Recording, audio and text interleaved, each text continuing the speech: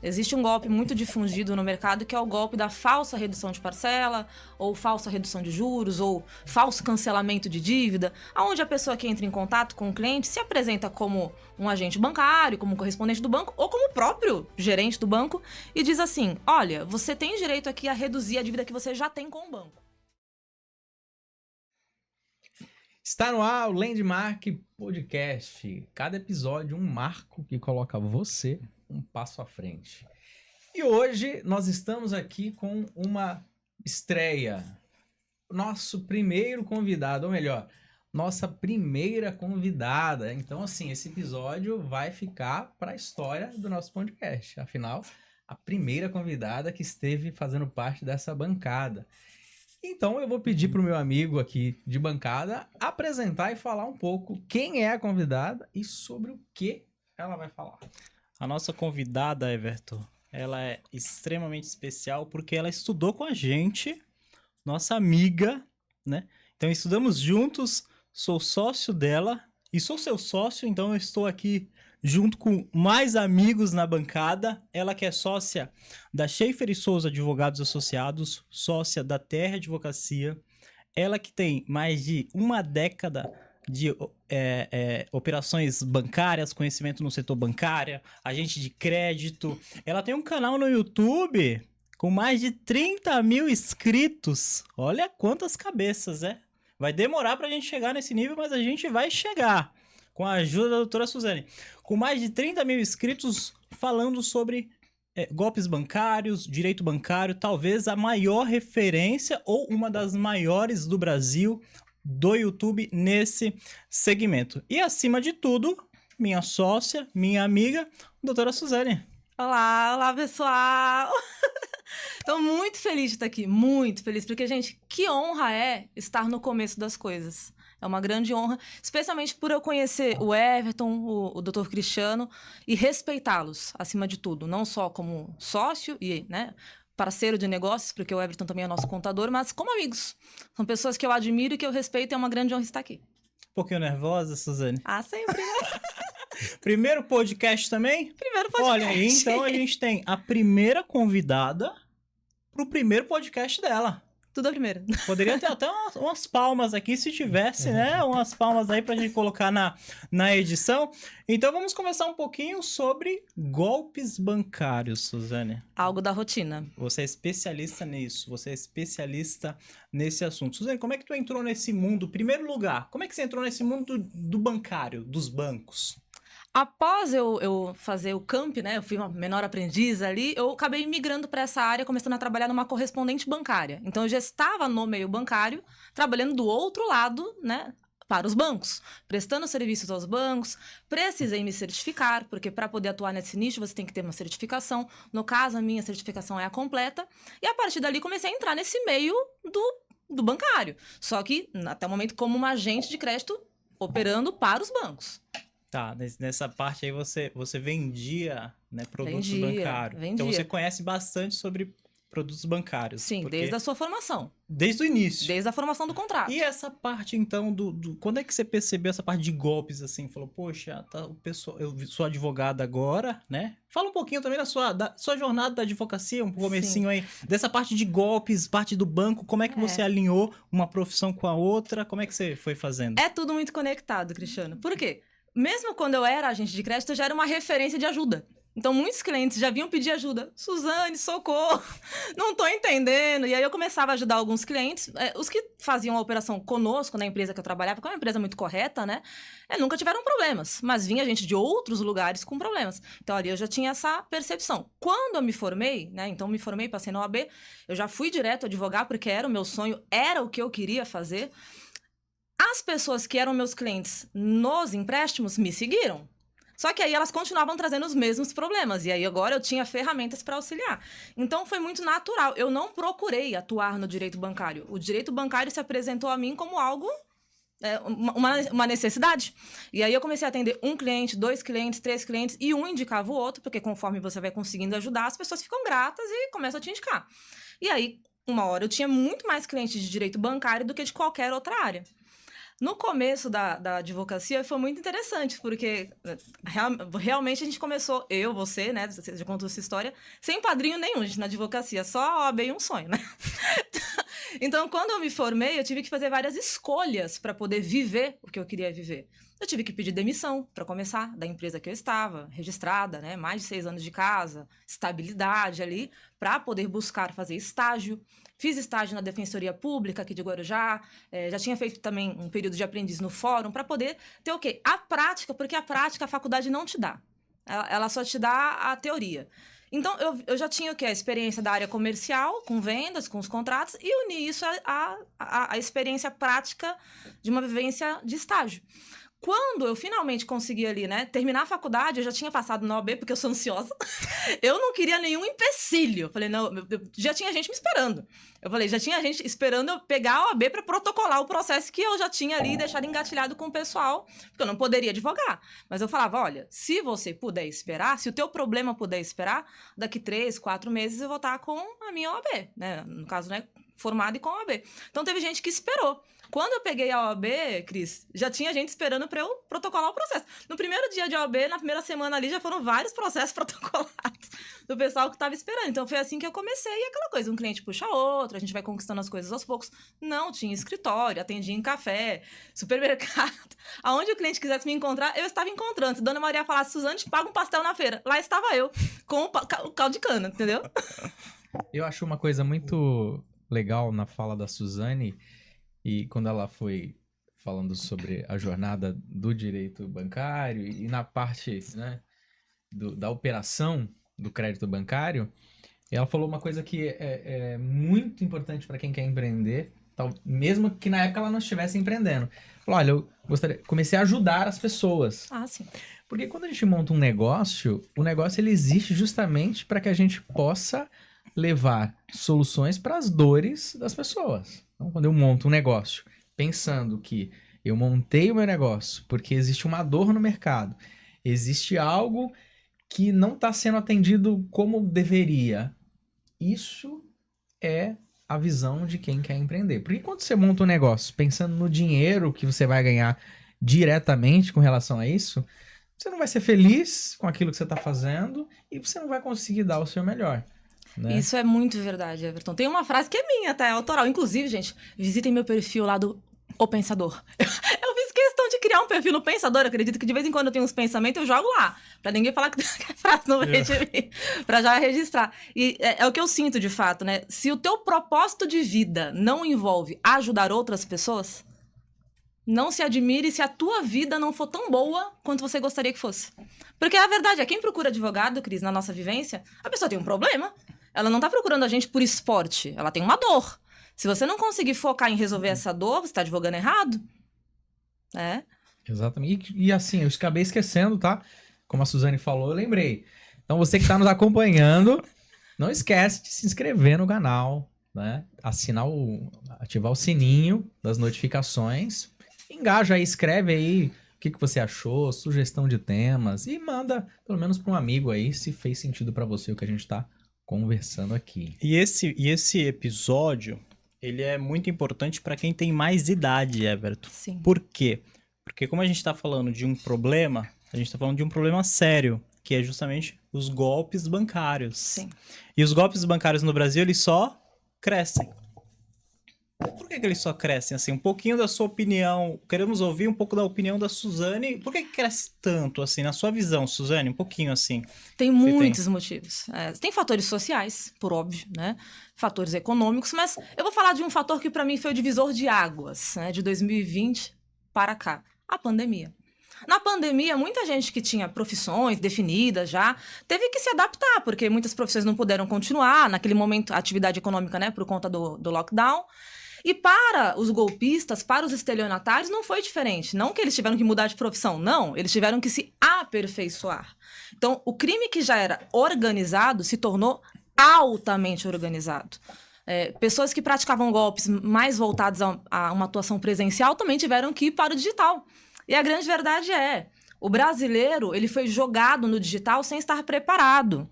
Nossa, eu tenho 34... Ai, gente, tô falando a idade, sério. Eu tenho 34 anos. Uma coisa que o pessoal esconde, eu falo assim no podcast, né? Eu tenho 34 anos e ainda assim, quando muda às vezes alguma coisa no sistema do tribunal, alguma coisa que a gente mexe ali, a gente apanha. Então imagina o meu pai, imagina a sua avó, se ela não vai ter uma dificuldade muito maior. Então, os golpistas, eles se aperfeiçoaram mais rápido que os bancos. Eles saíram na frente. E assim, o crime hoje, ele é uma empresa. Eles têm funcionários, muitos criminosos, muitos golpistas, né? Crimes de colarinho branco ali, não politicamente falando, mas no sentido de que é uma coisa muito bem organizada a ponto de parecer legal. Beira ao legal. Beira ao legal. Por quê? É algo estruturado, com funcionário, folha de pagamento. Eles alugam andares inteiros de prédios. Tem ruas, não posso falar quais, mas tem ruas nesse país que na mesma rua, no mesmo prédio, todo mundo sabe o que tem ali. Então, assim, o digital, ele alavancou o crime, Cristiano. Ele alavancou, as pessoas do nada tinham que fazer tudo online. A grande verdade é essa. Do nada, tudo era online. E as pessoas não estavam preparadas para isso. Isso tornou as pessoas que já eram frágeis, especialmente idosos, hiper vulneráveis. E não só idosos, porque uma coisa eu deixo muito claro, e eu falo isso aos meus clientes, muita gente que procura o nosso escritório lá chega literalmente chorando. Literalmente chorando no atendimento. E falando, meu Deus, tem gente que demora para procurar ajuda, porque tem vergonha, fala assim, olha, demorei até para conseguir processar o que tinha acontecido e procurar ajuda, porque eu não acredito que isso aconteceu comigo. Eu estou morrendo de vergonha de ter sido tão burro, o cliente fala. E aí eu corrijo o cliente na mesma hora, eu falo, você não é questão de burrice, você não foi burro. Quem cai em fraude bancária não é gente burra, não é questão de inteligência, é questão de emocional, porque é feito todo um trabalho emocional para aquela pessoa confiar naquela pessoa que está do outro lado. E uma questão também de confiabilidade, que ela é ostentada pelo acesso bancário e pelas informações sigilosas que em muitos casos, porque cada caso é um caso, mas em muitos casos, são ali possuídas pelos estelionatários. Então o estelionatário tem dados que ele não deveria ter, ele tem acesso a um sistema que supostamente somente o banco possuiria. Tudo isso torna muito mais latente hoje as fraudes no mundo digital e no presencial também, mas no digital especialmente. Os nossos dados têm se tornado algo muito valioso na internet, né? Inclusive, hoje, as empresas mais valiosas, uma das mais valiosas até do que petrolíferas, são empresas que têm dados. Quem tem os dados e quem tem as informações tem o povo na mão. O petróleo de hoje são os dados, né? É o ouro da nossa era. Muita gente pensa assim, nossa, eu vou baixar esse aplicativo. Que aplicativo legal! Que delícia! Nossa, de graça. Nada é de graça. Se o produto é de graça, o produto é você. Você é o pagamento do produto. Então, assim, hoje, você tem que ter muito cuidado com tudo. Especialmente idosos, aposentados. Vou deixar mais para o final essa parte das dicas principais, mas tem muita coisa que se você fizer, você não vai se blindar totalmente. Porque hoje em dia não dá para se blindar totalmente disso, né? Mas você consegue se blindar em 99%, 98%, é melhor do que nada. Com certeza. Existe também a cultura, não sei se vocês vão concordar comigo, mas existe também a cultura, infelizmente, do brasileiro, de ele querer dinheiro fácil e rápido. Também há, né, uma parte ali significativa de pessoas que caem em golpe, e às vezes a promessa ela é muito clara de que é um golpe. E tá na cara que é um golpe e você vai cair no golpe. Mas você tá tão cego, às vezes, pela ganância de ter um proveito, e o brasileiro, infelizmente, parece que ele gosta de ter um benefício acima dos outros, e aí acaba caindo no golpe. Aparece bastante disso lá ou é um número pequeno, Suzane, assim? Aparece bastante. Tem 2 gatilhos principais para toda fraude bancária, Cris e Everton. Ingenuidade e ganância. Às vezes, os dois juntos. Junta a ingenuidade com a ganância, a falta de informação. E não uma ganância de falar, nossa, então você tá falando que eu caí num golpe porque eu sou ganancioso. Não é isso, gente. Eu tô falando ganância no sentido de você querer buscar algo melhor. Vou dar um exemplo claro aqui, na prática. Existe um golpe muito difundido no mercado que é o golpe da falsa redução de parcela, ou falsa redução de juros, ou falso cancelamento de dívida, onde a pessoa que entra em contato com o cliente se apresenta como um agente bancário, como um correspondente do banco, ou como o próprio gerente do banco, e diz assim, olha, você tem direito aqui a reduzir a dívida que você já tem com o banco. Seja você aposentado, pensionista, ou até um empresário que tem uma dívida de capital de giro, alguma coisa assim. E aí a promessa é que a tua dívida vai ser reduzida, os juros vai ser reduzido, a parcela vai ser reduzido, mas que o banco vai fazer isso através de uma amortização e que essa operacionalização do contrato, para ser efetuada, vai gerar um valor que vai cair na tua conta, esse valor você vai repassar E aí você não pensa que está repassando para um terceiro desvinculado do banco. Você pensa que está repassando para alguém de dentro da cadeia de vendas do banco. De alguém que faz parte, né, do setor financeiro. E aí você vai pegar o valor que caiu na sua conta, vai transferir para essa empresa ou pagar um boleto, e essa empresa vai fazer a amortização da dívida e gerar, então, né, aquele novo contrato com as condições reduzidas que prometeram para você. Então, o cliente, ele tem a ganância do quê? De querer essa redução. Ele quer reduzir uma dívida que ele tem. Não necessariamente ele está querendo ficar rico, não significa isso. Só que muitas vezes ele fica tão emocionado, e a palavra é essa, emocionado, empolgado com aquela promessa, que ele não para analisar o quanto ela é boa. E eu tenho a outra frase que eu realmente eu acredito nisso. Se a promessa é boa demais para ser verdade, cuidado. Geralmente ela não é. Porque, gente, ninguém dá nada para ninguém. O banco não tá dando nada para ninguém. O banco... Por que o banco... Ele mesmo vai voltar atrás na palavra dele e falar que vai te reduzir alguma coisa? Ou, por que o outro banco vai conseguir colocar tua parcela pela metade e ainda te dar um troco? Então, assim, a gente tem que ser desconfiado. Hoje em dia, esse é o perfil que o cliente tem que ter. Desconfiança. Mas legalmente, eu sei que o procedimento aí de cair o dinheiro numa conta, mandar para outra, é meio, né, fora do... Mas existem ações que podem, de fato, rever o contrato, que talvez seja uma dúvida do pessoal. Olha, eu tenho um financiamento que, de repente, tinha uma cláusula abusiva, tinha um juro ali fora do compasso. Existe, legalmente, um meio... Porque se existe, eles usaria, né, um subterfúgio que é legal. Então, assim, a primeira abordagem é legal, depois, no meio do caminho ali, tem um... É justamente isso, Everton. Toda mentira tem um pedacinho de verdade, porque senão ela não seria crível, concorda comigo? Se tem uma mentira escrachada, eu vou chegar pra você e falar assim, Everton, me empresta tua carteira aí que eu vou colocar 50 mil nela, só me dá 5 mil primeiro. Você ia estranhar, é um negócio meio fora da realidade. Mas se eu falar assim, Everton, você é contador, né? Então, tem uma lei que diz que os contadores podem ter um direito a uma redução do fisco, assim, eu vou te dar dados, eu vou te entregar dados e vou te gerar credibilidade. É o que é feito nesse caso. No golpe da falsa redução de dívida, eles utilizam o subterfúgio de uma operação que é verdadeira e legítima, que é a operação de portabilidade de crédito, de débito, né? No caso, um banco transfere a dívida para outro banco com condições melhores para o cliente. Isso existe. Só que nessa operação verdadeira, não há, obviamente, liberação de dinheiro na conta do cliente. Os bancos, eles fazem a quitação pelo sistema bancário, né? Através do diretório de pagamentos do Banco Central. Ainda utilizam também outros tipos de resoluções do Banco Central que falam sobre amortização de crédito. Então, eles mandam muita informação, Everton. Quem cai nesse tipo de fraude não é necessariamente uma pessoa idosa, sem conhecimento. Não é só esse perfil. E isso que torna perigoso. Você que está me ouvindo, não pense que porque você é novo, que porque você é concursado, porque você é formado e tem pós e tem mestrado, que você não está sujeito. Tudo isso te ajuda muito, mas veja, você é especialista na sua área, não na área bancária. Assim como eu sou uma ignorante na área médica. Então, isso é utilizado contra o cliente. Eu tenho clientes no escritório, auditor da Receita Federal, funcionário do INSS, policial. Perfis que você olha e fala, essa pessoa jamais vai cair numa fraude bancária. Mas a pessoa caiu. Professor de Universidade Federal.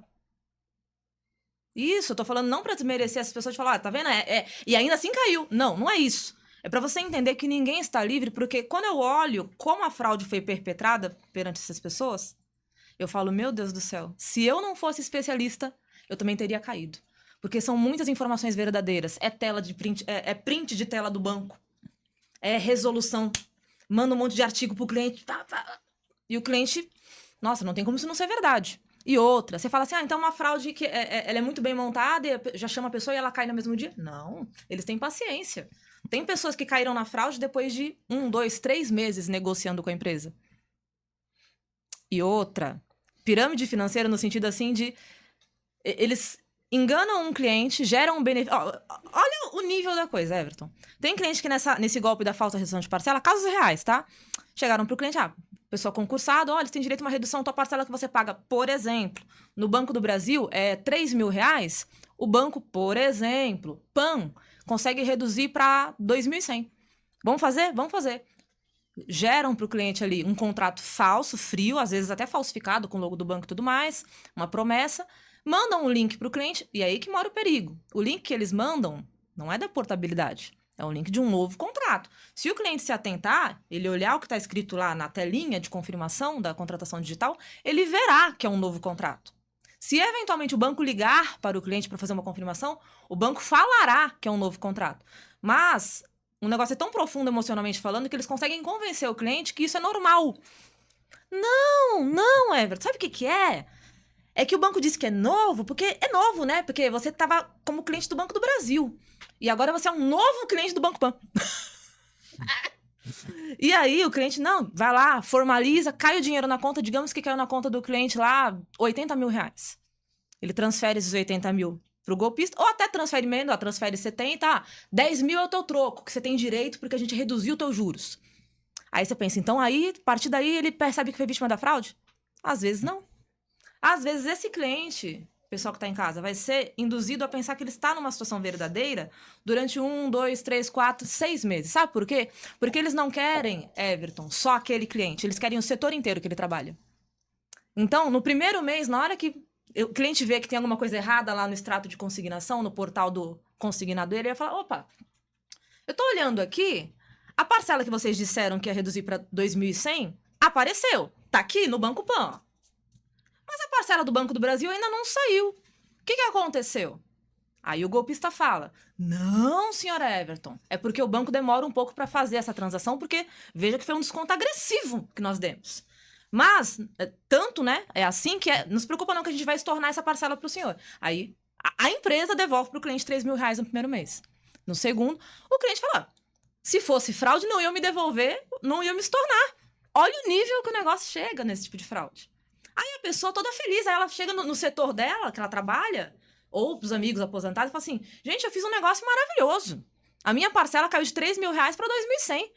E o que é bom para nós, é bom pro próximo. E a pessoa começa a indicar. Tem cliente que quando me procura, fala, doutor, eu tô falando com você, mas lá no meu setor tem mais umas 3 pessoas que caíram, e o pior, fui eu que indiquei. Mas, peraí, então, num primeiro momento, ele sai num prejuízo, porque ele tá reembolsando ali uma coisa que, na verdade, não é real. Mas ele vai ganhar dinheiro porque depois a pessoa deixa pra lá e aí os descontos vão acontecendo? Não, é pirâmide. Eles vão tentar atingir o máximo de pessoas possíveis do círculo daquela pessoa e depois eles vão sumir. Então, dali 2, 3 meses, já não tem estorno. Também não sumiu a parcela antiga. Você tá com as 2 averbadas. Aí você começa a falar, olha, não caiu. Eu vou falar com o financeiro. Aí começa aquela enrolação. E nisso já tem uma galera que fez. Já tem uma galera que fez. Esses CNPJ são rotativos, gente. Eles abrem o CNPJ para a prática da fraude, abrem a conta para a prática da fraude, depois que enganam um número X de pessoas, abandona tudo e vai abrir outro. E aí, a pessoa, por isso que é difícil. Tem gente que nos procura depois de 1 ano que caiu na fraude. Depois de 1 ano e meio que caiu nessa fraude. E olha que a gente está falando de uma categoria de fraude. A gente poderia ficar aqui um mês inteiro falando. Eu caí numa fraude. Qual foi a fraude que você caiu? Estava eu num evento em São Paulo. Olha que loucura, hein? Participando de uma mentoria que eu faço. Você já falou isso em algum outro lugar? Não, é inédito. Então, inédito, gente. Inédito. Nesse minuto, inédito. Uma especialista de golpe conversando com quem caiu no golpe. Quem caiu no golpe. Ao vivo. Eu tinha visto um anúncio do acelerador empresarial lá, enfim. E aí, anúncio real, cliquei, entrei no grupo, tava lá guardando direcionamentos e tal, não sei o quê. E aí, uma pessoa me chama, olha, você foi selecionado aqui para um bônus do acelerador e tal, não sei o quê, e restam poucas vagas. Eu no evento, tava para sair do hotel para ir pro evento, você tem que fazer o pagamento aqui do Pix para você já garantir. E eu falei, eu cliquei no anúncio correto, tava no grupo real, estão me chamando aqui, porque eu fui, sei lá, abençoado. Que bom! E aí, peguei lá, já abri rapidinho, fiz o Pix e fui embora pro evento. Depois eu tô esperando chegar o bendito do ingresso, não sei o que, nada. Aí, acho que me achar estranho. E chamei a pessoa do evento, que tava no grupo lá, né? Olha, vocês me fizeram aqui a promoção, mas não chegou nada no meu e-mail ainda do ingresso pra eu poder participar. Ela falou, olha, isso não tem nada a ver com a gente. Eu falei, como assim? Caiu num golpe. Nessa pessoa... foi quem me mandou, foi esse número. Esse número não é nosso, recorro aqui... Oriento que você faça um boletim de ocorrência, não sei o quê, né, tal. Enfim, Sorte que... Aí eu fiz o boletim de ocorrência, tudo certinho, bonitinho. E tem aquele procedimento do Banco Central, né? Sim. De devolução. Então, abri o chamado no próprio banco, onde o Pix foi realizado. E anexei o BO. E aí, como era golpe, né? Eles conseguiram fazer o estorno ali administrativamente. Então, eu Sim. tive o dinheiro de volta. Sim. Mas, olha só, provavelmente o golpista entrou no grupo. Uhum. Então, assim, imagina, pegaram E o cara pagou, certo e na hora pagou certa. para entrar no grupo. Sim. Exato. E aí, pra pegar os contatos.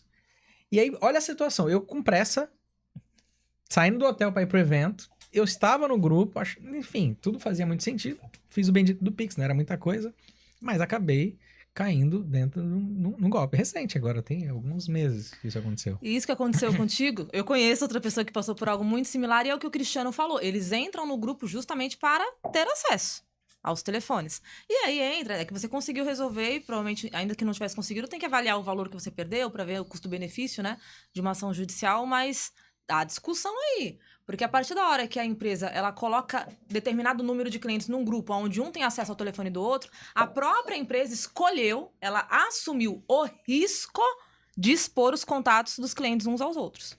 Então, quando a empresa assume o risco, de acordo com a lei, de acordo com a jurisprudência, ela tem que arcar com as consequências. É risco e consequência, né? Você quer vender, você quer fazer, então você assume o risco. Vou te dar para você pegar até um paralelo. Imagina que, não é o caso, mas imagina que algum escritório de advocacia falasse: quero fazer aqui uma informação e criasse um grupo com determinado número de clientes. Se algum daqueles clientes ali caísse em uma fraude, de quem seria a responsabilidade? Por terem tido acesso à informação de que aquele cliente estava em determinado grupo buscando determinado benefício. A responsabilidade é de quem criou o grupo. Então é uma coisa. Agora, isso que você falou me traz aqui algumas coisas que eu quero muito falar, muito, gente, sobre essa questão do Banco Central. O Banco Central é vida. O Banco Central, quem quer atuar na área bancária, ou o próprio cliente que quer, assim, ficar por dentro das coisas, eu recomendo, acompanhe os trabalhos do Banco Central do Brasil. É uma instituição que eu admiro muito, respeito muito, sigo essa instituição, vejo coisas maravilhosas no perfil deles, no Instagram, no próprio site, né, no portal institucional. E tem uma novidade do Banco Central que eu achei assim, eu falei: é isso, parabéns a quem teve essa brilhante ideia, que é o Banco Central Protege, é o BC Protege. Dentre as medidas deles, tem uma que mais me chamou a atenção, que é a possibilidade de você, pessoa física ou jurídica, bloquear o teu nome, teu CPF, para abertura de novas contas. Então, aquele problema de, nossa, abrir uma conta no meu nome sem a minha autorização para a prática de lícito ou qualquer coisa parecida, vai acabar? Tem que acabar, né, gente? Acabou de entrar em vigor, mas tem que acabar. Porque agora você pode entrar no site do Banco Central, falar, né, colocar ali, registrar a tua decisão de não querer abrir nenhuma conta nos próximos tempos, e aí fica bloqueado. Ah, mas agora eu quero abrir uma conta. Você volta lá e desbloqueia. Como é que acessa? Com um login gov.br, que é aquele acesso que todo mundo hoje em dia já tem, né? Quem não tem, recomendo que tenha, que se você não tem o teu, o golpista pode ter. Faça nem que seja para ninguém ter mais, né? Coloque a autenticação de 2 fatores no nível prata ou ouro e você entra lá e faz a tua opção. Então, isso é muito bom, porque aí, veja bem, se algum banco permitir a abertura da conta e você tinha lá registrado que não queria, não tem nem o que discutir. O banco falhou na segurança da operação. E para a empresa também. Para a empresa CNPJ também. E o que você falou que fez, quem tá em casa tem que saber fazer. Você disse, olha, eu caí numa fraude, eu percebi o que aconteceu imediatamente, entrei em contato com o banco, comuniquei o que aconteceu e mandei, né, o boletim de ocorrência, que dá para registrar online, para quem não sabe. Todos os estados, basicamente, têm o portal da Polícia Civil. Você consegue fazer o boletim de ocorrência online, rapidinho. Com o protocolo, já passa o número pro banco lá, mas, tô com dificuldade de abrir o BO. Liga pro banco. Fala que caiu na fraude, pede o número do protocolo, fala que quer o estorno do valor para conta. Se for rápido, tem ainda uma boa chance de recuperar. E hoje também tem a novidade do Banco Central, que eles estão começando a fazer uma conexão na hora que vão tentar fazer o bloqueio, Cris. Não para fazer o bloqueio somente na conta de destino, mas para seguir a trilha do dinheiro. Follow the money. Você vai agora ter o Banco Central começando a fazer o quê? Uma triagem para tentar entender para onde foi o dinheiro. Então, esse bloqueio não vai atingir mais somente a conta principal, mas as outras contas para onde o dinheiro foi. Isso também é uma coisa muito boa que agora está começando a ser operacionalizado pelo Banco Central. E isso que você está falando é muito legal de bloquear, porque recentemente entraram em contato, porque eu tenho ações de cobrança, né? E aí entraram em contato com o escritório com o nome da advogada, que estava que tá à frente do processo. Olha, seu processo saiu, o pagamento, mas precisa liberar um alvará, que não sei o quê, uma isenção, que a gente vai peticionar para o juiz. Uma conversa mais ou menos assim, você vai pagar X, mas lá na frente vai te render Y.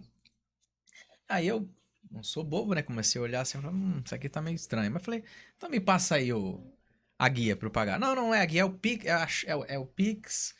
Aí me mandaram a chave Pix lá, né? Aí eu fui consultar. Falei, mas isso aqui é de uma empresa que não tem nada a ver. Não, mas é porque o tribunal mandou essa. O tribunal mandou fazer nessa. Falei, não, mas não vou fazer o pagamento de uma empresa que não tem nada a ver com o tribunal. Comecei a questionar já. Ou seja, né? No resumo da ópera. Era uma conta de uma empresa lá do Rio Grande do Sul, um MEI, porque provavelmente nem sabia que o dono da empresa não sabia que tinha essa conta. Exato. Que eles estão usando no nome dessa empresa para poder aplicar o golpe. Depois eles devem tirar dessa conta e mandar para outra. Uhum. Por isso que o que você falou de bloquear para abertura de conta é essencial. Isso eu não sabia, é uma novidade. Fazer isso já. Fora que os bancos digitais é muito fácil abrir conta. Essa novidade, ela entrou em vigor em relação ao bloqueio da conta para a pessoa física, né, de abertura de conta, dia 1º de dezembro, gente, é quentinho. Aqui no Landmark Podcast, notícia em primeira mão. E uma coisa interessante também em relação a essa parte da fraude que você falou, foi o que você falou. A vantagem do estelionatário, do golpista, é ser invisível. Então, o que ele puder fazer para não vincular a si mesmo, ele vai fazer. Claro que nem todo golpista é tão inteligente assim, né, gente? Às vezes a pessoa deixa um rastro ali. E o papel do advogado bancário número 1, demonstrar o que aconteceu, como aconteceu e o porquê o cliente tem que ser indenizado, tem que ser ressarcido, tem que ser protegido. Claro que nem toda fraude bancária é uma responsabilidade objetiva do banco, depende muito do caso a caso, mas, gente, pela nossa prática, se a gente procurar bem, a gente sempre encontra algo que o banco deveria ter feito e não fez. O dever do banco, Everton, não é só fiscalizar o básico ali. Não, deixa eu conferir se a agência e a conta estão certas. Não é isso. O banco tem uma série de deveres que vão, inclusive, sendo empiricamente majorados por conta do digital. Então, quanto mais a tecnologia avança, o banco ele quer se servir da tecnologia para vender. Veja, hoje em dia o número de agências bancárias tem diminuído. Agência física. Porque o banco tá migrando tudo pro digital. Você não consegue falar com uma pessoa, é só o robozinho. Então, o banco, ele quer facilitar a vida dele. Mas não dá para o banco facilitar a vida dele dificultando a do cliente. Então, toda a tecnologia que o banco se serve para facilitar a vida dele e gera uma fragilidade para o cliente, é um risco que o banco assume. E o banco ele responde objetivamente, né? Pelo prejuízo que ele causa. E isso não é a Suzane que está falando, isso é o Superior Tribunal de Justiça que está falando, né? Existe uma súmula, né, que fala sobre isso, que o banco ele responde objetivamente pelos danos causados, né, ao consumidor, ainda que praticados por terceiros, desde que no âmbito das operações bancárias. Então, um exemplo, Suzane, nossa, eu não vou nem entrar com processo, eu não vou nem correr atrás porque eu sofri uma fraude, mas olha, eu fui ver aqui, não era do banco, eu descobri que foi uma central de golpe que me ligou, acho que foi alguém da cadeia que me ligou, não vou nem atrás, porque foi, né, como não foi o banco que fez a fraude, o banco não tem responsabilidade. Calma lá, não é bem assim. Se o banco ele tinha um dever ali e falhou, vou te dar um exemplo, fraude bancária de empréstimo. Comum, esquece o golpe da falsa portabilidade, esquece as coisas mais complexas, vamos pro feijão com arroz. A pessoa tá lá e foi contratado o empréstimo no nome dela e não foi ela que assinou, não foi ela que recebeu, não foi ela que fez nada, certo? Só tem 2 opções nessa situação. Ou alguém se passou perante o banco pela pessoa para contratar, e aí o banco liberou o crédito, e aí o banco falhou. Afinal de contas, não importa se mandaram o RG do Everton, se não era o Everton, certo? Ou, digamos que tenha sido diferente, o banco se passou pela pessoa, o golpista se passou pelo banco perante a pessoa para induzi-la a erro, enganar, falar que tinha alguma vantagem que não tinha, e se passou perante o banco pela pessoa. Então, de um jeito ou de outro, a gente tem sempre uma responsabilidade ali muito latente que a gente tem que buscar. E o papel do advogado bancário é encontrar o erro. É aquela coisa, tem lá, né, a imagem, encontre o erro. Tem que encontrar. E é aí que muita gente se perde. Muita gente tem uma chance boa de resolver o caso e às vezes não resolve, ou porque não busca, né, ajuda por vergonha ou acha que não vai ter condição. E ainda quando procura um advogado, às vezes pode, até de boa vontade, ele tentar encontrar alguém que não é especialista. Então aí a pessoa tem uma chance menor de resolver, Porque na nossa área, assim como em todas, as pessoas têm as suas especialidades. Então, você quer resolver um problema de direito bancário, você procura um advogado especialista em direito bancário. Assim como quando você quer aí de casa passar, né, num médico para cuidar do seu coração, você vai num cardiologista. Você não vai no neurologista. Mas eles são médicos, Suzane. Eu sei que eles são médicos, os dois são médicos. Mas um estudou uma coisa, o outro se especializou em outra coisa. Então, a chance do cliente, ela é medida por quanto tempo ele leva para buscar ajuda. Quanto mais rápido, melhor. Você buscou rápido, não resolveu? Resolveu.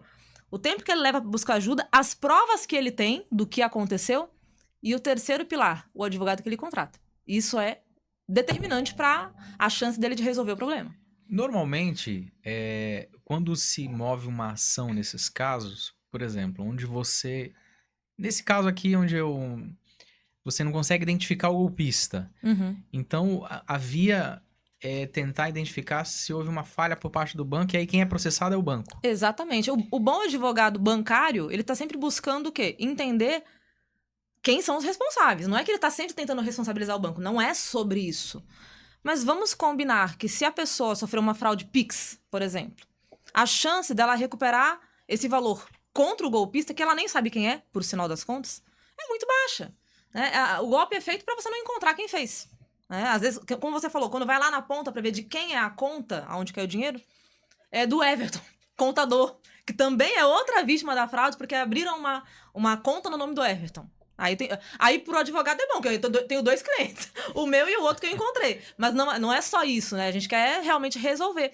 Então, se eu encontro, e aí, desde que exista uma responsabilidade do banco, porque o banco falhou, o banco tinha um dever de diligenciar melhor e não diligenciou, para o cliente, a ação ela é muito mais vantajosa. Por quê? Se o cliente ganhar o processo, ele vai ganhar e receber. Quem entra com uma ação judicial para tentar reaver um prejuízo bancário de uma fraude, não quer pegar a sentença e pendurar na parede, ó, ganhei, uhul! Ah, mas você recebeu o dinheiro de volta? Ai, não recebi não, né? É porque a gente não achou o golpista. Não é isso que eu quero falar pro meu cliente. Eu quero falar, ó, você ganhou e como nós realmente vimos que havia uma responsabilidade do banco, o banco vai arcar com o teu prejuízo. O banco vai devolver para você o que você perdeu, até possivelmente em dobro, caso seja, né, aplicável, uma restituição do indébito, uma repetição, e ainda os danos morais, às vezes até alguma multa por alguma coisa a mais que tenha acontecido dentro do processo. Isso é o resultado de um trabalho que tenha um êxito bom para o cliente, contra o banco. Suzane, então nunca vamos processar o golpista? Não é isso que eu falei. Eu disse que quando nós não sabemos quem é o golpista, só sobra o banco. Agora, quando nós sabemos, Everton, pau neles também. A gente também vai para cima do golpista, especialmente se a gente vê que o golpista é um golpista que tem ali uma empresa estruturada, que ainda tá girando dinheiro, o dinheiro continua girando naquela conta, e a gente tenta bloquear, às vezes até consegue, viu? Você falou que você caiu no golpe, né? Tem os laranjas também. É. Então, às vezes, usa os laranjas. É. Eu fui usado como laranja uma vez. Ah, é? Você quer ouvir essa história? Nossa. Então, preciso contar essa história. Você foi o que caiu. Tem a questão da vergonha. A Suzane trouxe algo importante, que às vezes a pessoa cai e ela fica com vergonha de comentar para as outras pessoas. Ainda mais se for um valor muito alto. Então, não fique com vergonha, vai atrás e resolve. Mas no meu caso foi o seguinte, eu não sei minha casa para vender. E aí um rapaz entrou em contato comigo, falou, não, tudo bem, sua casa é muito boa, eu sou fazendeiro e tal. Eu falei, pô, fazendeiro, vou vender minha casa rápido, né? Eu vou, aí sua casa tá muito boa, eu vi as fotos aqui, não sei o que, tá. Aí eu pedi o preço, ele, ó, eu pago tanto à vista. Eu falei, se ele oferecesse até um pouquinho menos, eu aceitava, né? Mas eu aceito. Ele, ah, mas eu não consigo ir aí não, eu preciso mandar um amigo que vai aí ver, porque eu sou fazendeiro, tô muito ocupado, Combinamos o dia. Chegou 2 homens gigantes, 2 e uma senhora, né? Que eram 2 irmãos, os 2 com tornozeleira eletrônica, todo tatuado, e a senhorinha ali. Aí eu falei, cara, esses caras, eu acho que esses caras vão me bater aqui dentro, e na minha cabeça, né? E aí a gente conversando, a senhorinha ali super feliz, vendo a casa toda imobiliada, planejado e tal, não sei o que, a gente conversou, aí a senhorinha, aí eu percebi que eles estavam realmente procurando uma casa, né? A família ali. E aí eu falei, olha, como é que a gente vai fazer isso? Não, já vou transferir aqui 200 mil, né? E aí a gente resolve. Eu falei, 200 mil? Tu vai transferir pra quem 200 mil? Aí ele, não, é que eu tô conversando com... Eu falei, tu vai cair no golpe. Aí peguei toda a situação de primeira, quando ele falou, eu peguei todo, expliquei pra ele que ele tava prestes a cair no golpe. E o laranja era tu. E eu era o usado só, porque a casa era minha, eu estava mostrando E ele falou, não foi você? Eu falei, meu amigo, eu tô te vendo a primeira vez aqui, tipo, eu tô falando com um ciclano que ele falou que você... Aí eu falei, tu vai cair no golpe. Aí no final das contas, eu mandei um áudio pro Ele ia vender a rapaz... tua casa E ia ganhar o dinheiro. ele ia ganhar o dinheiro. E eu falei, cara, essa casa só se torna sua quando a gente for lá no cartório de imóveis, a gente fizer o documento, a gente assinar, o dinheiro cair na minha conta. Não é esse valor, não. É um pouco mais. Se você quiser, a gente negocia. No final das contas, o cara saiu lá irritado. Aí ele ainda falou assim com essas palavras. Pô, vacilei, cara. Geralmente eu que tô nesses esquemas, mas... Meu Deus. Pra você ver que às vezes você é usado, né? É. Como laranja. Sim. Você é vítima ou você às vezes é usado. Então, às vezes, o seu CPF tá sendo usado aí em alguma conta de banco que você nem sabe. E tem como descobrir. Agora vem a outra parte de ouro aqui do podcast. Tem como descobrir. Vou contar a ferramenta e vou contar um caso. Primeira ferramenta. O Banco Central, eu te amo, Banco Central. Ele tem uma ferramenta chamada CCS, que é o relatório de contas e relacionamentos do Banco Central. É no mesmo portal ali do Banco Central que você entra com acesso Gov. Quando você entra, Everton, lá, você consegue ter várias informações. Você consegue ver as chaves Pix cadastradas que você tem. Você consegue gerar um relatório de em quais instituições financeiras, em quais bancos há uma conta ou já houve uma conta aberta no teu nome, da tua vida inteira. Então, por exemplo, eu entro lá, aparece lá o primeiro banco que eu abri conta lá, quando eu era patrulheira, tem lá quando foi aberta, a data e quando foi fechada. Ele não mostra esse relatório em movimentação, tá, gente? Ele só mostra a data. Banco tal, abriu na data tal a conta e fechou na data tal ou está aberta até hoje. Então, se você entra ali, você pode ter uma surpresinha. Assim como muita gente que eu já passei essa informação teve. A pessoa entra, Cris. Ah, não, eu sei que eu sou cliente, por exemplo, só do banco A e B. Tem lá 10 bancos no nome dela. E aí a pergunta é, tá, quem abriu essas contas? Então, cada banco aberto conta indevidamente é um processo para você. Se, claro, o banco não resolver a questão administrativamente, porque você, obviamente, tem que fazer uma tratativa com o banco. Mas é muito bom você acessar e descobrir. E agora o caso. Uma moça me procurou, Everton, uma indicação pra variar, né? Porque a gente tem muita indicação no escritório, o pessoal indica muito. E aí ela chegou por indicação e falou assim, vocês me indicaram o escritório de vocês, né, por conta, né, da referência para direito bancário. Começamos a atendê-la por conta de uma fraude. Por quê? Ela sofreu uma fraude de empréstimo em um determinado banco, uma parcela de mais de R$1.000, uma pessoa que tem um filho deficiente. A última pessoa que poderia sofrer a fraude era ela sofreu. É uma situação muito delicada. E aí começamos a auxiliá-la, orientei, pra gente poder entrar o quê? Com o processo para anular o contrato consignado, feito lá em 96 parcelas de R$1.000, ou seja, uma dívida de mais de R$96.000. No momento ali de começar a formar a ação, é de praxe. E aí eu falo, é de praxe do nosso escritório. Não sei, né? É de praxe do nosso escritório sempre verificar tudo. Então, quando o cliente chega para mim, eu faço um raio-x financeiro para ter certeza que não há mais nada ali de errado. Fiz o raio-x financeiro e fiz o quê? Junto com ela, o levantamento desse relatório, do CCS, que é para ver as contas que tinham abertas. Por quê? Me chamou a atenção o fato de a conta aonde o banco depositou o valor era uma conta que ela desconhecia. Então eu falei, a senhora não recebeu o dinheiro, mas alguém recebeu. Então vamos puxar o relatório. E aí, puxando o relatório, vimos a determinada conta que foi aberta e mais 7 contas. 7 contas abertas, fora aquela conta. Nesta toada, já fomos lá puxar outro relatório muito importante, que é o relatório SCR, né? Vai mostrar ali quais dívidas, quais créditos ali a pessoa tem aberto no mercado. Encontramos, além daquele empréstimo consignado, um financiamento de veículo. Tiraram um carro no nome da mulher. Um carro. Simples assim. Simples assim. E em cada conta que foi aberta ali, a gente fez uma tratativa através do Banco Central, do consumidor.gov, e a gente foi descobrindo várias coisas. Então, além do empréstimo, tinha o carro, cartões de crédito que utilizaram no nome dela, financiamento. Gente, de uma cliente que chegou com um problema, saíram ali, acho que 8 ações, no total 8 ou 9 ações, contra 8 ou 9 instituições diferentes. E ela não sabia. Ela não sabia, ela chegou ali falando, eu sofri uma fraude de empréstimo. Somente. Ela nem sabia a proporção do que tinha acontecido. Assim como você em casa pode não saber. Então é importante você realmente verificar tudo. Tem a questão também da inteligência artificial também, né? Eu, vou ser muito sincero, já fui vítima da inteligência artificial, inclusive recente. A Carol me mostrou um vídeo e falou, olha, Cris, esse vídeo aqui, e eu, não é possível que tá acontecendo isso. Aí ela, tu sabe que é IA, né? Eu falei, não é possível. Eu tô falando. Então, os golpes, eles vão se aprimorar. Vão. É difícil, gente. A gente tá numa era que hoje você consegue ter o deepfake. Então, o que é o deepfake? Você nunca ouviu falar? É aquela tecnologia de inteligência artificial que ela simplesmente simula ao vivo o rosto de outra pessoa num avatar, no caso. Eu posso estar aqui falando com você, mas se eu estou com o deepfake ativado, com o programa ativado, eu finjo que sou um famoso. Se você procurar no TikTok, tem um monte de conta que simula. É a conta do Will Smith brasileiro, a conta do Jack Chan brasileiro, que são o quê? Pessoas que o conteúdo delas, né, de diversão no caso, né, sem obviamente problema nenhum, é simular rosto de famosos pra fazer isso. Mas e como é que fica isso aplicado ao direito bancário? Já temos hoje jurisprudência firmada de que selfie não é prova de contratação. Por quê? Porque a partir da hora que eu tenho uma tecnologia que simula o meu rosto, como é que o banco pode dizer que uma selfie é uma prova de que eu assinei um contrato? Isoladamente não serve. Da mesma maneira, os próprios vídeos de confirmação logo vão seguir pelo mesmo caminho, Cristiano. Entendeu? A inteligência artificial, ela muda tudo.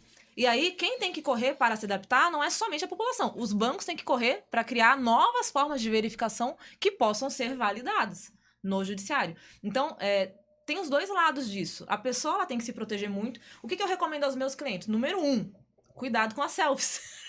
Estão te pedindo uma selfie para quê? Né? Doutor, eu fui ali comprar um pastel, falaram que tinha que tirar uma selfie pra pegar o pastel.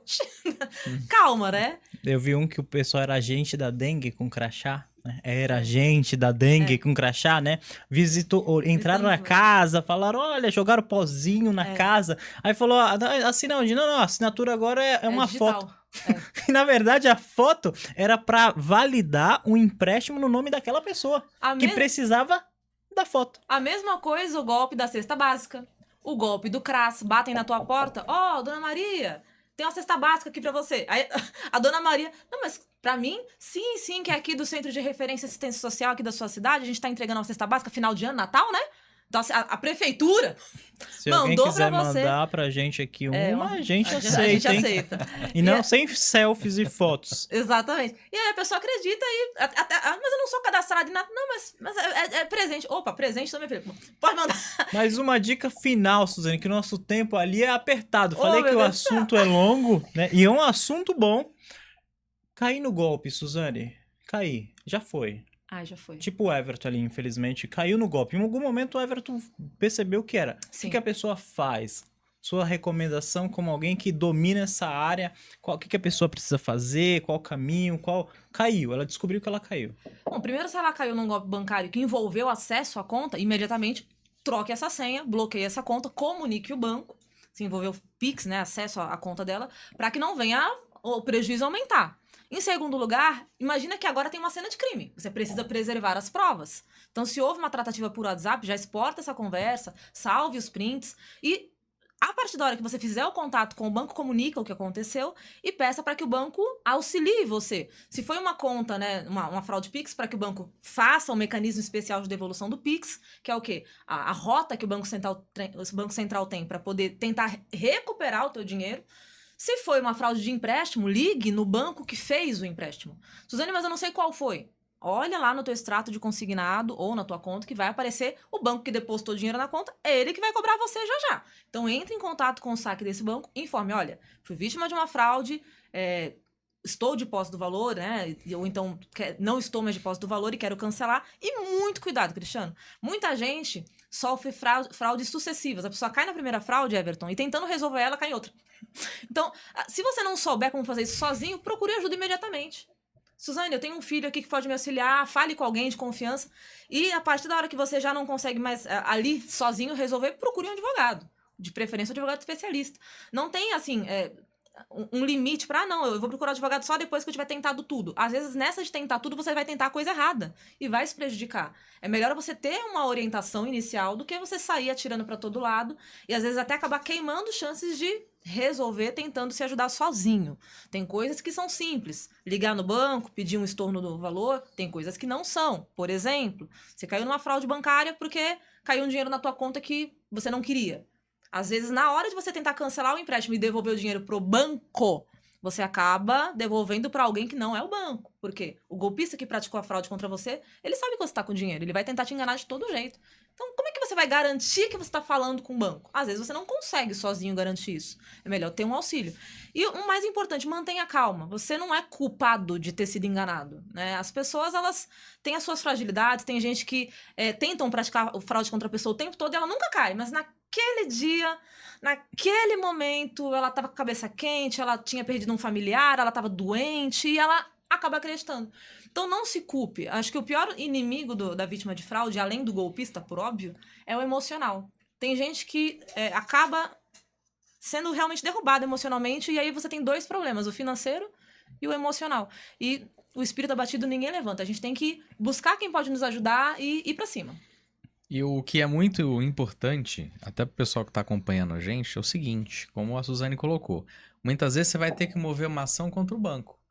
E a gente sabe que banco tem dinheiro, né? Se tem uma coisa que não falta pro banco é dinheiro. Sim. O que eles vão fazer? Eles vão contratar os melhores advogados que estão no Exatamente. mercado para defender. Então, se você que tá aí, caiu num golpe, contrata um generalista, aquele advogado que trabalha com o que aparecer, o risco de perder a ação é muito grande, né? Então, assim, a recomendação que a gente deixa aqui é contrate um advogado especializado, alguém que sabe já, conhece jurisprudência, conhece os caminhos, já está acostumado a lidar com aquilo no dia a dia que vai fazer toda a diferença. Talvez você pague um pouquinho mais, mas no fim, a chance de você ter um êxito é muito grande. E da minha fraude teve a parte 2.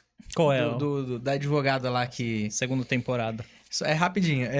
E aí eu, sabendo que era fraude, comecei a tentar puxar, o cara do outro lado se ligou, né? Sim. E eu falei, vou mandar a Polícia Federal atrás de você. Aí ele respondeu, tenta, e kkk, e me bloqueou. Nossa! No mesmo dia, meu pai me manda uma mensagem falando assim, me mandou algum boleto pra pagar? Falei, eu? Mandar boleto pro senhor? Apareceu aqui que você tá com um novo número e me mandou um boleto pedindo pra eu pagar. Falei, não, jamais, de forma alguma, esse número aí não é meu. O cara pegou Cara, eu não entendo. Eles têm Eles têm. uma artimanha. A Pegaram informação, minha né? foto, O conhecimento tá ali, ó. Pegaram a minha foto, montaram um WhatsApp, não sei como, acharam o contato do meu pai e tentaram aplicar um golpe no meu pai, pedindo pra ele pagar um boleto. Sempre urgente, né? Tudo é urgente. Exatamente. Depressão. Ainda bem que meu pai é assim, ó. E jamais pagaria nem se eu mandasse. Nem se fosse. Nem se eu precisasse. Você falou que não sabe como, mas na internet é mais fácil do que você imagina, Everton. Basta ali o seu nome completo, seu CPF, vai em sistemas online e você paga um boletinho ali. Você consegue o dado completo do seu pai, quem é seu pai, aí ele já pega ali agora o telefone do seu pai e fala com você. E, infelizmente, até em relação ao processo, tem o golpe do falso advogado, rapidamente, é a mesma coisa. O sistema dos tribunais, eles ainda estão em processo de tentar ficar mais seguros, né? Esse dele era o do falso advogado. Então. Né? Que Então- você ia... Falso advogado. É o golpe do falso O advogado. processo é público. Você joga lá o nome completo da pessoa aqui em São Paulo, você sabe se ela tem processo ou não, quem é o advogado, qual o valor da causa, do que se trata, por alto, Eles especialmente. mandam uma cópia, inclusive. Eles mandam, né, a cópia das decisões, então você não tem segurança. A segurança que a pessoa tem de que ela está falando com o advogado dela, e eu sempre falo isso para os nossos clientes, fale conosco apenas pelo nosso número oficial, o qual, por sinal, é verificado. O nosso escritório investe muito em segurança, até porque a gente trabalha com isso. Então, assim, realmente é o que o Ayrton falou. A pessoa ela tem que ter o guerreiro certo para lutar a luta correta. Lá no escritório tem pessoas que chegam com fraudes milionárias. Essa pessoa ela não vai pensar em economizar, ela vai pensar em resolver. E caro é o serviço mal feito. Você tem que ter alguém à altura do teu problema. E aí vale muito a pena você investir. Gente, se cuidem, se protejam. Tem várias medidas que você pode ter. Quem é idoso tem que ter um treinamento em casa, você tem que treinar o seu avô, sua avó. Primeiro, não atender ligação de gente que não conhece. Videochamada, piorou. Atender videochamada, não sair clicando em link, baixando aplicativo. Hoje você tem que realmente estar sempre com o pé atrás e os olhos bem abertos. Trazendo essa parte de idoso que a gente ainda tem um tempinho, as pessoas com mais idade, elas viveram muitas gerações diferentes. Né? Porque eles pegaram a parte da televisão ali, analógica, um negócio de videocassete, DVD, internet, eles acreditam muito em qualquer coisa que eles assistem. Então teve uma vez que eu assisti, eu mostrei pra minha mãe, olha essa formiga aqui tocando saxofone. Minha mãe falou, essa formiga toca bem, né, meu filho? Eu falei, toca, mãe. E a formiga tocando saxofone. E minha mãe, por algum segundo, eu acredito que ela acreditou, ou talvez ela ainda ache que isso seja verdade, né? E se ela assistir esse episódio, ela vai falar depois, ô meu filho, eu não acreditei não, ou não acredito não. Mas, Suzane, tem um monte de golpe. Tem um monte A de gente golpe. falou, sei lá, E é de muito triste. pouquíssimos É aqui muito por causa do triste. tempo. É algo que nunca, e eu falo isso, eu nunca deixo de me indignar. E a eu gente acho falou que, de eu golpes acho que esse é o bancários. segredo. E a gente falou só de golpes bancários, Tirei né? falou de outros tipos. Não falamos de outros tipos de golpe, de páginas falsas, pessoal que vende OLX, né? Tem um monte de golpe. Tem até a guia do imposto fraudulenta. O cara recebe no e-mail do imposto, mas não é do imposto, é golpe também. Sim. Eu tento me aplicar golpe dia sim e dia também. Dia sim também. Mas pra encerrar assim um pouquinho com você, que você é a primeira convidada, que fique registrado a primeira convidada, né? É a Suzane, que provavelmente vai voltar depois, mais pra frente, pra gente falar de... Porque os golpes, eles vão mudar. Serão gerados novos golpes aí com a inteligência artificial. Mas pra encerrar, assim, uma mensagem final que você queira falar para o telespectador, na sua câmera ali, o que você falaria pra ele? Eu queria dizer que você estar por dentro das medidas de proteção contra golpe bancário, na minha opinião, é uma medida de saúde. Saúde mental. Porque quando você sofre uma fraude financeira, você não afeta apenas o teu bolso. Você afeta a tua vida. É o dinheiro que você ia comprar pão, é o dinheiro que você ia pagar o plano de saúde da sua mãe. Então isso afeta num nível de, infelizmente, eu ter conhecimento de pessoas que, pela fraude, tiraram a própria vida. Então, o nível da responsabilidade da nossa atuação é gigantesco. Acompanhe medidas, informações online. Não fique no TikTok ali só passando ali. Vá acompanhar um advogado que fale de direito bancário. Não precisa ser eu, não, mas se for, é muito bom. Se inscreva no canal lá de advogados que falem de direito bancário, do próprio Banco Central, e esteja por dentro de tudo que acontece. Porque muda muito rápido, como o Cristiano falou. Não confie nesses contatos que vêm de WhatsApp. E o mais importante, se algo acontecer, não se desespere. Saiba que o leite pode até ser derramado. Agora a gente tem que ir lá, limpar e levar você para uma situação de conforto onde você não fique mais com aquele problema. Você não está sozinho. Você não está sozinho. Se você se sentia sozinho até agora, saiba que tem gente lutando por pessoas como você. Não só eu, mas eu conheço excelentes advogados bancários, faço parte de vários grupos, e nós estamos engajados em que a advocacia seja cada dia um instrumento mais ferrenho, mais afiado contra as fraudes bancárias. Sabe por quê? Porque o gerente do banco não é seu amigo.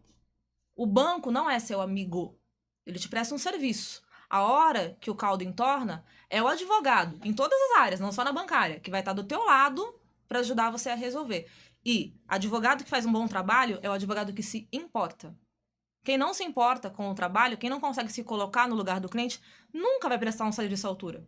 Mas, se o advogado se importa, aí sim, que aí a magia da advocacia acontece. Que aí sai da letra fria da lei e vai para a transformação da vida da pessoa. Que a empresa que não faz isso, está fazendo alguma coisa errada. Então deixa aí pro pessoal as suas redes sociais. Ah, é? Você tem redes sociais? TikTok. Vem ficar no TikTok lá das IAs, dos cachorros que salvam o povo. Minha mãe que gosta de animal fala, nossa, são anjos na terra. Mas isso é IA. O gato que casa, divorcia. Então, deixa suas redes sociais para quem estiver acompanhando poder também te seguir. @Suzane Schaefer ADV, lá no Instagram. No TikTok, salvo engano, está Suzane ADV, porque eu não consigo colocar o nome igual por algum motivo. E lá no YouTube tem lá vários vídeos. Gente, no YouTube você tem como maratonar. É a Netflix do direito bancário. Suzane Schaefer, lá no YouTube também consegue encontrar. E não só, gente, porque tem esse meu canal que é mais direito bancário, mas a gente tem os canais do escritório de outras áreas. Então, o nosso escritório é a Schaefer Souza Advogados, que tem um canal no YouTube também, um canal geral, com vários assuntos, direito de família, direito previdenciário, direito do trabalho, outras áreas, né? Porque é um grande escritório com várias áreas de atuação. Então, quem quiser seguir, vai lá no nosso perfil. Eu vou estar lá na minha bio também com o link do Instagram do escritório. Siga os dois. Porque você nunca sabe de onde vem o problema, né, Cris? Infelizmente. Essa é a certeza. Então estamos encerrando mais um episódio do nosso podcast. Muito obrigado, Suzane. Se saiu muito bem. Gente. A Suzane estava nervosa ali no começo, né?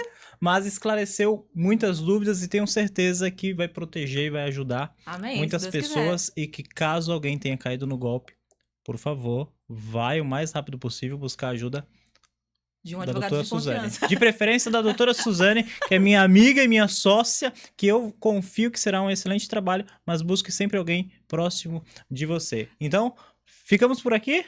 Só um ponto. Às vezes não tem advogado especialista na tua cidade. Saiba que, assim como o golpista te aplica o golpe online, um advogado bom consegue te ajudar online também. Atendemos todo o Brasil. Se você precisar, a Schaefer atende todo o 100% Brasil. online. Gente, até o próximo episódio e muito obrigado. Obrigada. Tchau, tchau.